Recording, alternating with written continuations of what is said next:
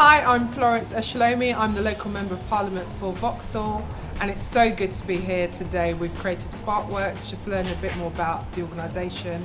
And I'm going to be interviewed by some young people who are also my constituents, and looking forward to that. Hello everybody, welcome to this fantastic interview. We've got a special guest for you. First of all, I want to thank Creative Sparkworks and London Youth for making this happen. Without further ado, let me introduce the special guest here, Florence Eshalomi. And before we start the interview, can you just tell us a bit about yourself? Really nice to meet you. I'm Florence Eshalomi. I'm the Member of Parliament for this fantastic part of London, Vauxhall. And I've been an MP for 3.5 years now. And one of the things that makes me really proud to represent this area is just learning about some of the fantastic groups and organisations, so learning about Creative Sparkworks today. I'd say the proudest moment for me was definitely when I got selected to replace the outgoing MP. My predecessor, the woman that was the MP before me, she'd been the MP for here for over 36 years, so a very long time. You know, when she was elected as the MP many years ago, I was just a young girl living on a council estate in Vauxhall. So I never thought someone like me, who grew up on a council estate in Brixton, could end up on the green benches in Parliament. You know, our Parliament is referred to as the mother of all parliaments. So I think that's been, for me, just getting elected, I'd say, has been the proudest moment for my career so far.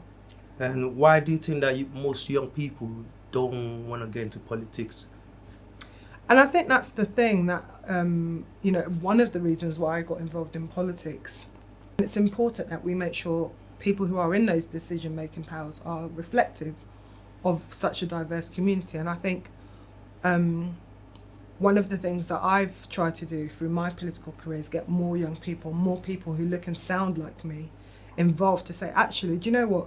You're already doing politics. If you're involved in your school, if you're involved in your school council, if you're involved in a youth club, if you're involved in your organisation, if you're involved with what's going on your estate, all of that is a form of politics, because you're organising, you're debating, you're discussing about issues that affect you and other people. That's what politics is. It's about all those different issues that you care about, other people care about.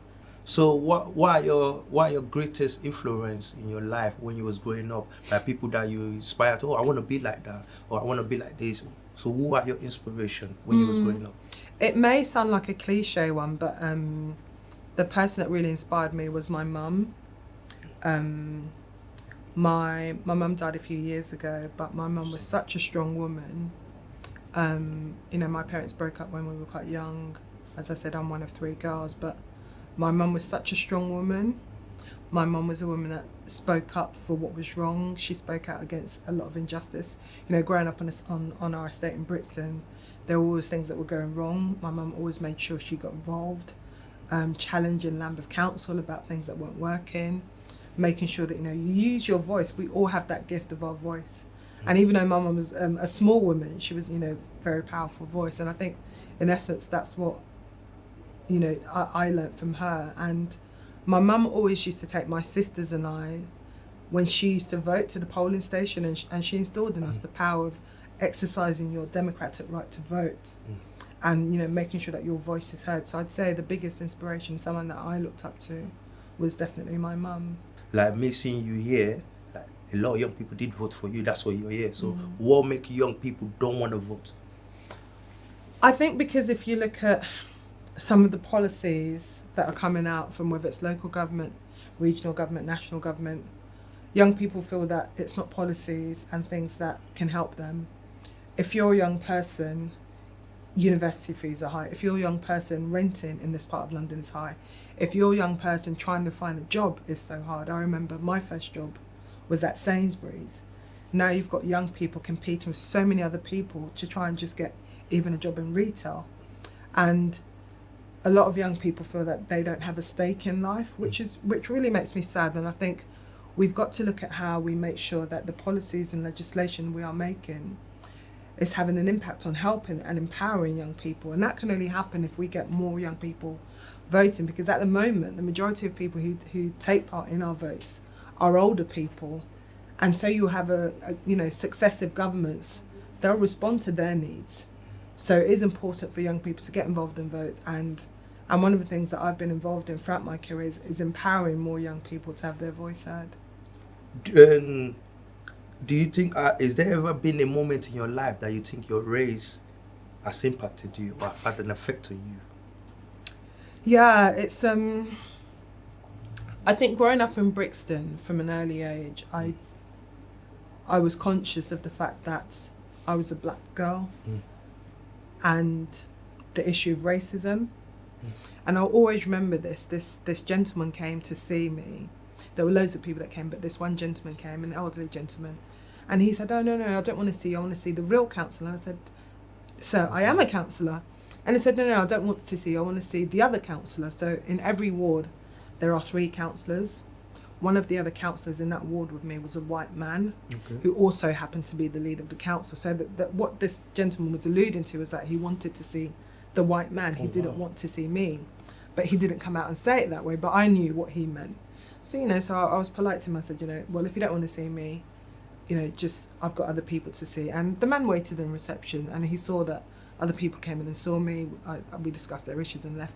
And in the end, the man did give me his name and details, and I said, I'll pass it on to my colleagues. And I thought, that's where I felt that, my race and my gender, people were seeing as I wasn't qualified enough, even though I was elected on the same way as that white man, my colleague. Sadly, throughout my career, political career, I faced racism, I faced racist abuse.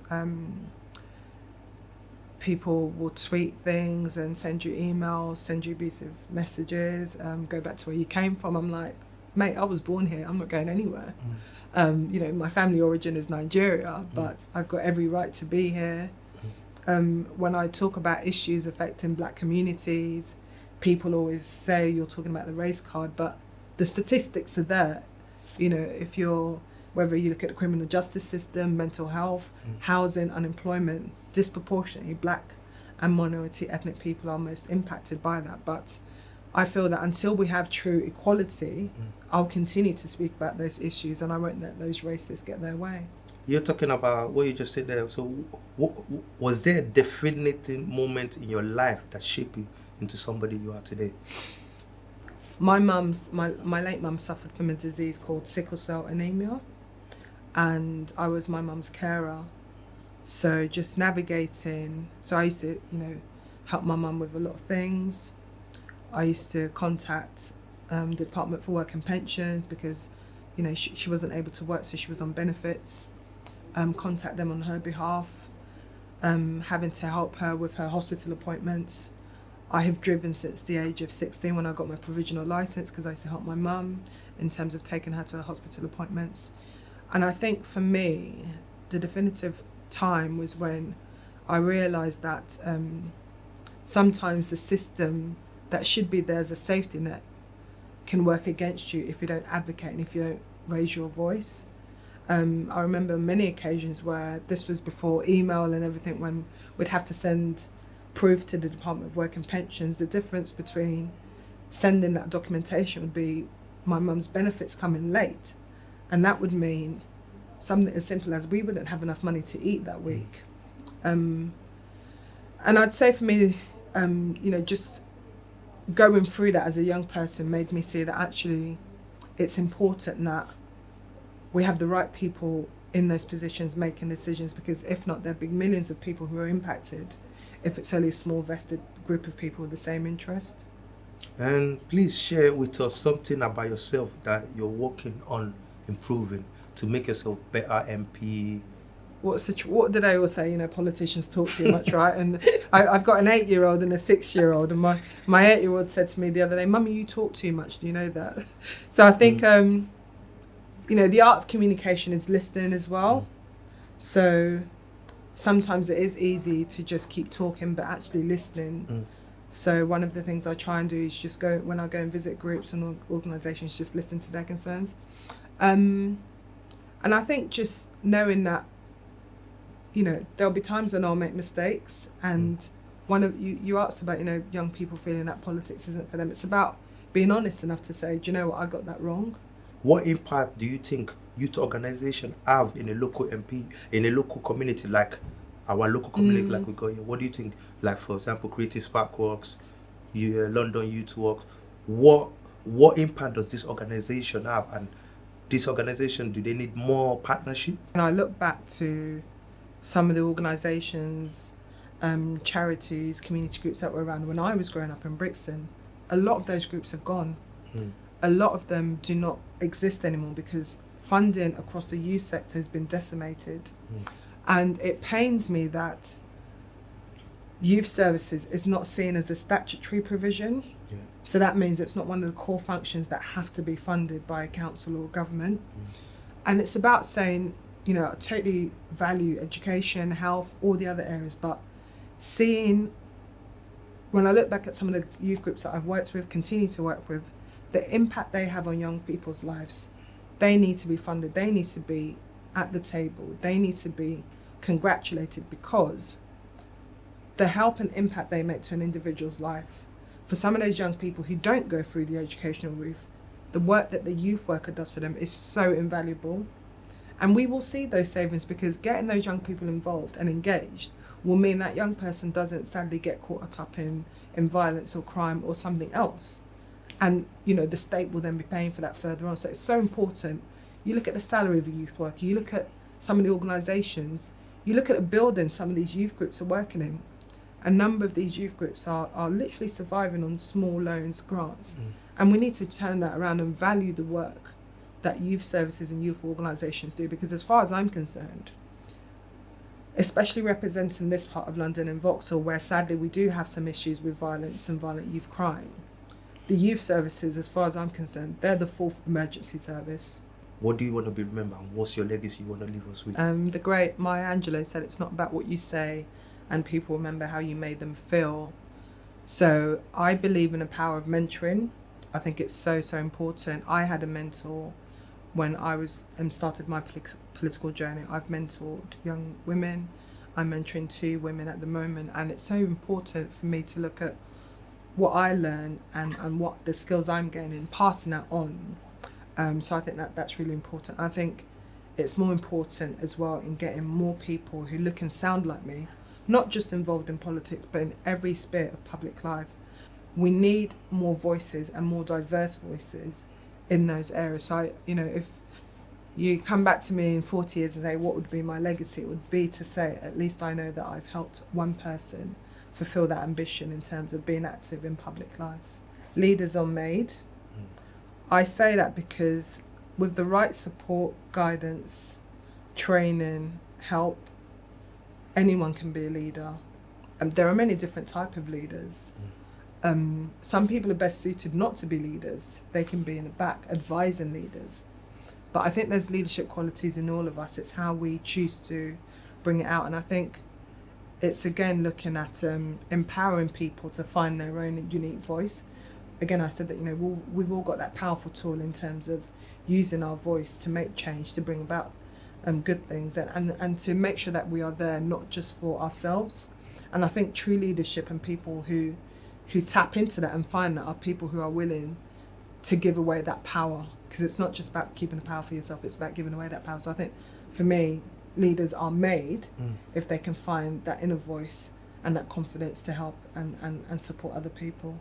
Because failure helps you in terms of learning. It's good to fail, and actually it's better to fail so that you can then go back and do something and appreciate that success more. And always remember that in terms of failing and fail, FAIL, first attempt in learning. So it's good to fail, and we shouldn't be afraid to fail.